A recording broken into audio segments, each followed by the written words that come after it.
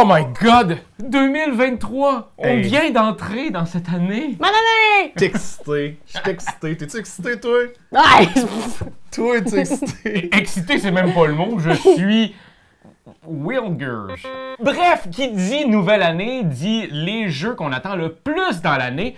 Et c'est ça, aujourd'hui, qu'on vous a fait un top 10 des jeux qu'on attend le plus pour 2023. En 10e position, il s'agit de Mindbug, un jeu de chez Yellow, créé par Richard Garfield, le maître chat.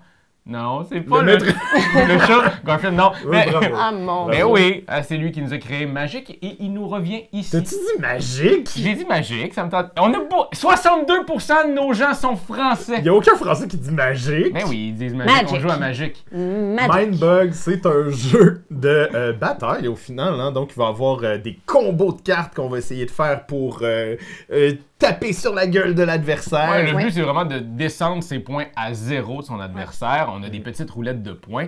Mais la particularité ici, c'est que je pourrais jouer, j'ai 2 Mindbug, et je pourrais en jouer une pour voler toutes les cartes que tu as utilisées à ton tour. Et donc, ici, il s'agit de, est-ce que j'en mets des fortes en partant, mais j'ai la chance de me le faire voler? Et il y a vraiment comme quelque chose de très intéressant. Beaucoup de cartes dans la boîte, mais on en utilise seulement chacun 10. C'est une bataille à 2 joueurs seulement. Fait que... Puis on dit taper sur la gueule, mais c'est quand même familial. Là. Fait que, tu sais, Oui, on tape gentiment sur les joues des enfants de notre famille. Exactement. Fait que... En 9e place, Bot Factory, le nouveau jeu de Vital Lacerda. Un beau gros euro, mais à thématique plutôt funny, fun, coloré. Ouais. C'est une belle façon de rendre ça accessible, justement, le jeu euro, pour ceux et celles qui raffolent peut-être moins de cette formule. Ben, techniquement, tu peux te rattacher sur du matériel un peu plus accessible qui va recouvrir un peu plus un large éventail d'individus. Il y a quand même l'air d'avoir du stock sur la table. Là. Il y a beaucoup de mécaniques comme on le connaît d'ailleurs. Raph, quelle mécanique il y a? Il y a du placement de tuiles à l'envers, il y a de la création de petits personnages, parce qu'on va falloir qu'on crée des robots. On va prendre des pièces de robots et créer notre robot pour pouvoir faire le maximum de points. Habituellement, ces jeux sont beaux parce qu'ils vont dans une thématique à fond, mais ils sont quand même très euro, donc un peu plus propre, beige pâle. Là, ici, on y va dans les couleurs, on y va dans quelque chose de... très les animé. Tuiles, oui, les petites tuiles qui sont des demi-robots que tu vas pouvoir fonder ta patente et avec. les meeples robots, de toutes les couleurs, on se croirait un peu dans The Loop au niveau des petits meeples. Et c'est pour dire, parce que The Loop sont beaux, les meeples. En 8e position, moi, là, dans la vie, là, tout ce qui est narratif, conflits familiaux, dilemmes interpersonnels, je sais pas vous, moi, ça me parle beaucoup. Fait que c'est pour ça que Le Secret de mon père, en 8e position, on a vraiment hâte d'y jouer. Dans le fond, comment ça joue, c'est un jeu compétitif, puis ultimement, vous allez devoir prendre le relais de votre père qui avait un terrible secret. Il était savant fou et il menait des expériences particulières. Fait qu'il va falloir que vous preniez l'héritage de tout ça et de voir comment vous allez être le meilleur pour le faire. Yes, les personnages ont l'air super cool. Ouais. Un autre jeu avec des minis qui sont vraiment super. La thématique est vraiment bien. C'est un Kickstarter, si je me trompe pas, les gens ont commencé à le recevoir. Je sais qu'il y avait un petit peu un point de contention là, sur la réception du jeu. On va le recevoir avant vous autres, puis on va vous en parler. Oui! C'est ça que... En 7e position, un jeu de chez Lucky Duck Game que dès que j'ai vu les visuels pour la première fois, j'étais comme... Je sais pas qu'est-ce que c'est, mais ça a l'air trop joli. C'est The Dark Quarter, un jeu qui va se passer... C'est encore un autre jeu narratif, hein? Je pense qu'on est... On a une prédominance pour ça. 2023, l'année de la narration. Ah, oui. On va vous chuchoter des affaires. Tout le monde va chuchoter des affaires. Ça se passe à la Nouvelle-Orléans, donc on est des détectives, une fun bande de détectives un peu disparates et coquettes. Et dans le fond, on va explorer un manoir, je pense. Ouais, on va l'enquêter comme il faut. Ouais, ben... On va l'enquêter comme il faut. On va l'enquêter comme il faut. Puis c'est le fun aussi parce qu'un peu à la façon de Chronicle of Crime, on va pouvoir scanner des codes pour nous aider à trouver des indices et de développer le jeu. Puis ce que j'aime aussi, c'est que ça se met dans un 1980 aussi. Je sais pas, pour vous, je trouve qu'il y a comme un retour aux années 80. Puis cette espèce d'univers-là je trouve ça le fun à observer parce qu'à un moment donné, ben, le fun 2020 puis le futur, là, parce que, tu sais, on est bien futuriste ou dans le moment actuel, mais de faire un petit retour dans le passé pour découvrir la Nouvelle-Orléans des années 80, ça risque d'être aussi historique. Fait que c'est ça qui est super là-dedans. Ce que j'aime aussi, c'est la promesse du jeu qui est on va évoluer nos personnages pour vraiment vivre une histoire qui nous est propre. Fait que ça, c'est intéressant. J'ai hâte de voir à quel point, si moi je joue, que Raph joue, est-ce qu'on a joué exactement la même game ou on a vécu, on a exploré des affaires que quelqu'un d'autre peut pas faire s'il développe pas son personnage d'une même manière. Vraiment hâte de voir. Un esprit un peu magique aussi autour de tout ça qui est fort intéressant. Ben, comme des années 80, tout le monde avait une baguette. Oui. Surtout en Nouvelle-Orléans. Ils parlaient en français puis ils donnaient des sorts. En 6e place, on a Rawa. Je pense que c'est de même que ça se prononce. Je pense aussi, ça c'est Rona. Moi je l'appelle Rona. Ça. Tu peux tout y trouver. Un nouveau jeu de chez Greg Games de notre ami Théo Rivière! Effectivement. Oh. L'enfer.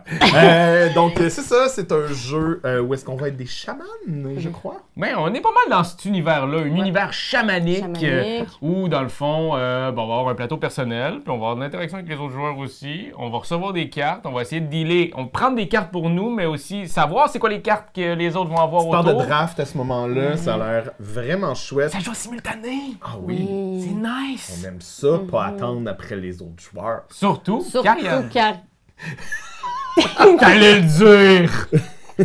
Regarde, moi, là, dans la vie, j'aime ça prendre mon temps puis faire bien les choses. Oui. Fait que j'ai hâte qu'on joue à ça juste pour voir comment je vais pouvoir déployer toute ma patience. En 5e place. Ah ouais.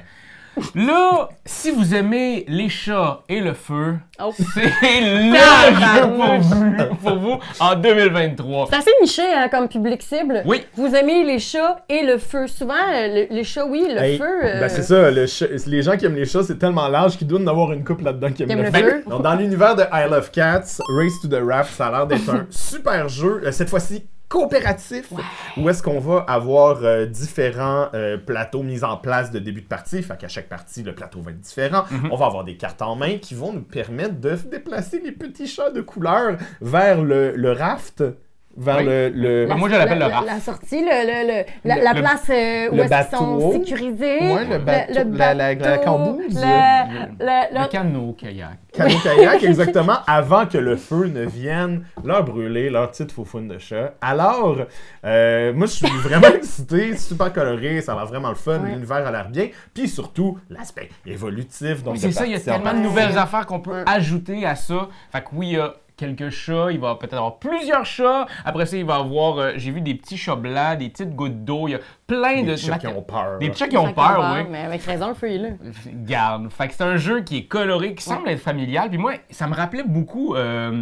le jeu avec le sablier qu'on tape dessus pour que les gens avancent, Magic Maze. Il y avait comme quelque chose de... Fais les affaires parce que c'est coop, puis t'as des cartes, puis c'est ça qu'il faut que tu fasses pour rendre le chat jusqu'au raft. Quelque chose de fort agréable qui me titille le côté... Félin. Quatrième position, Pointe City. Vous avez raffolé de points de salade. Vous le sortez à chaque Noël qu'il arrive une fois par année parce que votre famille en raffole. Ben, Pointe City va offrir une mécanique similaire, quoique différente, de collection de cartes et justement de combattage de petites cartes. Mais c'est sans aucun doute un des jeux que je joue le plus souvent avec ma blonde, Pointe Salade. Et là, Pointe City arrive. Il y a bien entendu nos 9 cartes qui sont ici, qu'on va choisir. 2 cartes qui sont dans côte à côte. Mais ici, dans Pointe City, il va y avoir des cartes ressources et des cartes building. Et avec ces ressources, on pourra construire des buildings. Et avec ces buildings-là, on fera des points de victoire en fin de partie. Un jeu simple, efficace et qui va en mettre un peu plus que ce que Pointe Salade nous servait dans l'assiette. Fait que c'est une belle évolution du jeu qui s'amène un peu partout. Donc, regarde, pas pour rien qu'il est en position numéro 4. On le sait pas, peut-être c'est pourri, là. Oui, j'entends. Mais à date, on encore, est excité. Ils ont tout pour. Maintenant, si ça chire, pas notre problème. Non, c'est de votre faute, là. Nous voilà maintenant au moment du podium. La 3e place. Médaille de bronze des jeux qu'on attend le plus en 2023. Il s'agit de Space Aztec. Yes, le nouveau jeu de nos amis de chez Lumberjack. Oui! J'ai vraiment hâte d'essayer ce petit jeu de cartes-là qui va être où est-ce qu'on va jouer des Aztèques, où est-ce qu'on va faire notre village, nos villageois, nos Aztèques, et on va pouvoir voler des cartes de d'autres personnes en jouant des cartes de la même couleur qui correspondent à des vaisseaux spatiaux. Donc, c'est un mélange futur et passé. Tantôt, on parlait de futur et passé. Exact. Ben là, on est en plein dedans ça. Et moi, je suis bien excité. Un petit jeu de cartes, ça a l'air très explosif, très cute. Vraiment, c'est... Le visuel a attiré notre attention. Quand on s'est penché sur qu'est-ce que le jeu, ça a continué de nous raffoler. On a vraiment hâte de l'essayer. C'est pas pour rien qu'il gagne la médaille de bronze cette année. En deuxième position, la médaille d'argent. Vraiment excitée de vous en parler parce qu'il s'agit du jeu Steam Up de la compagnie Hot Banana et c'est leur premier jeu et c'est une compagnie canadienne. Fait que comme tout ça nous donne un mélange d'excitation, de hip hip hip hurrah et le jeu à proprement dit aussi est vraiment très beau et a l'air très le fun. Vous allez incarner des gens qui s'en vont manger dans un restaurant et qui devront manger le plus possible de repas reliés à ce restaurant-là. Mais comme, c'est tellement beau, là, ça n'a pas rapport. Les petites pièces de jeu ont l'air vraiment cute. Il était sur le top de plein de gens. On a regardé plein de tops pour puis les jeux qui s'en venaient, etc. Puis c'est vraiment un exploit de faire parler d'un jeu autant avant sa sortie. Fait que... Surtout pour une compagnie qu'on ne connaît pas ni d'Ève ni d'Adam. Il y a aussi ça. Là. Exactement. Puis thématiquement, ça a l'air super. Ça a l'air d'un beau petit jeu où est-ce qu'on fait un set collection de nourriture. Moi, ça me donne faim, en fait. Oh oui, c'est tellement cute. Les petits dumplings sont géniaux. Il y a les petits trucs pour steamer aussi. Oui, les hot buns, je sais pas, là, mais c'est vraiment beau. C'est vraiment beau. C'est vraiment une belle job, beau matériel. Ça se peut que le jeu soit de la merde, mais présentement, c'est très cool. Et en numéro 1, la médaille d'or! On est bien excités de vous en parler, mais juste avant, quelques mentions spéciales, parce que maudit, il y en a annoncé des jeux pour 2023. Il y a des My Island, par exemple. Oui, ceux de My City. Qu'on a adoré. Il y a l'Orcana aussi, jeu de cartes à collectionner de Disney, dans l'univers de Disney. Il y a quoi d'autre? Il y a Escape from Stalingrad Z. C'est vrai. C'est pas son genre, hein? C'est genre on tue les zombies pis tout. Ouais, bien gore, bien hop, hop. On va frapper des zombies dans la gorge de façon World War. Regarde, qu'est-ce que vous voulez? Moi, j'attendais beaucoup aussi Inside Job, qui est un jeu un peu à la Duck Crew, mais où est-ce qu'il y a quelqu'un qui va essayer de chier ta patente. Moi, je trouve que ça m'excite au plus haut point. Plein de beaux jeux. Mais notre numéro 1, le jeu qui a atteint le plus notre attente. Mais le jeu qui a retenu le plus notre attention, annoncé en 2023. On est bien excités de jouer à After Us. Oui! Jeu de Florian Siriex, illustré par Vincent Dutray. Par la belle gang de Ketchup. Man, je pense que ça va être cool. Oui. Je pense que ça va être le fun. Ben oui. Belle promesse. Et visuellement, jeu de cartes où est-ce qu'on va être une tribu d'orang-outans. C'est un jeu où est-ce qu'on va... Deck building, en fait. Donc, on va builder notre troupe de macaques. Bon, on n'est pas post-apocalyptique, bien entendu. Là, la nature a tout repris le dessus sur la... C'est comme l'arche de Noé, mais pas sur un bateau, puis sans terre, puis avec juste des singes. Comme 12 singes, finalement. De Terry Gilliam.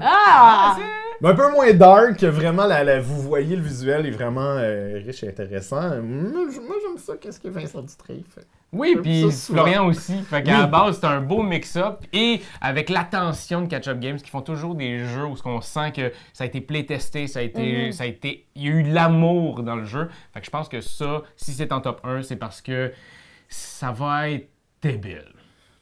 Ou pas! Mais moi, je pense que oui. Peut-être qu'on n'en parlera plus dans 2 semaines. Mais peut-être que c'est juste de ça qu'on va parler.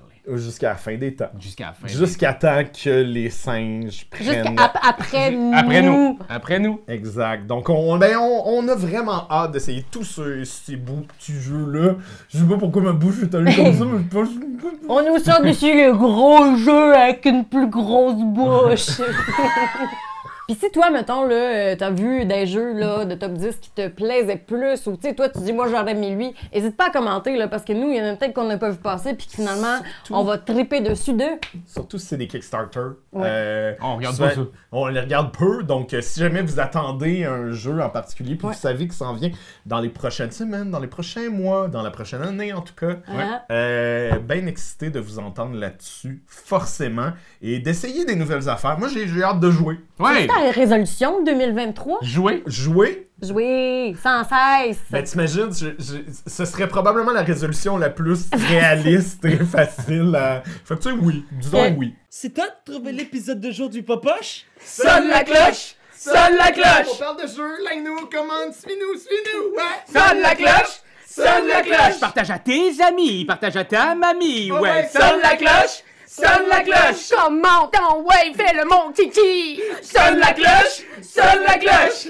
Sonne la cloche comme quand Jésus a sonné à la porte pour aller souper chez Zachée.